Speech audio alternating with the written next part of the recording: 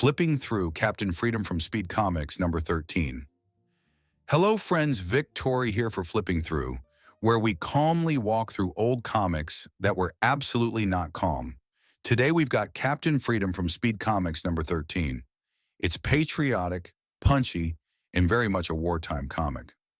So expect propaganda, enemy agents, suspicious ships, and one hero whose main diplomatic tool is throwing people into furniture. Let's flip through it. We open with a big introduction to Captain Freedom, the new defender of democracy and enemy of tyranny. So the comic is not being subtle.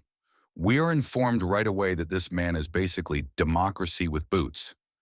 At a West Coast pier, an Oriental ship has tied up, and suddenly Captain Freedom comes flying into action. He starts knocking around the sailors, then tips over a load from a truck. Out spill stacks of anti-American leaflets, the kind of wartime propaganda that makes it pretty clear these fellows were not delivering oranges. So in one page, Captain Freedom finds the hidden propaganda shipment, beats up the dock crew, and makes his point without filing any paperwork. Very efficient. Now we cut to the villains watching from the ship. One of them is upset because Captain Freedom is ruining their plans. The other says not to worry. They have a quick way to dispose of him. Captain Freedom leaves the dock, thinking his work is done. It is not. A gunshot rings out from a nearby car, and the crooks think they got him. But Captain Freedom is already up above them, gliding down from a rooftop. He lands right on their car, wrecks it, and then goes straight into the mob waiting nearby. So the assassination attempt lasts about 5 seconds, and then turns into a parking lot problem. Classic Golden Age scheduling. The crooks try a different method. A man named Dumfer shows up with a tear gas gun and says if bullets will not work, this will. And for a moment, it does. Captain Freedom is blinded by the gas, knocked out, and thrown into a car. Dumfer drives off with him, bragging that Captain Freedom's wings are clipped. But Captain Freedom wakes up in the car, grabs the wheel, and sends the whole thing crashing into a tree. Dumfer survives, but now he has to explain himself.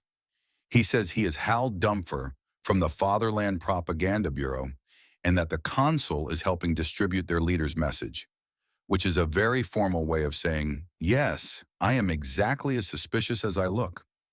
Captain Freedom turns Dumfer over to the police and heads for the consul's office. Inside, the consul is already arranging the next shipment of propaganda leaflets from the ship. Captain Freedom steps in and says he'll take care of the disturbance. By disturbance, he means himself.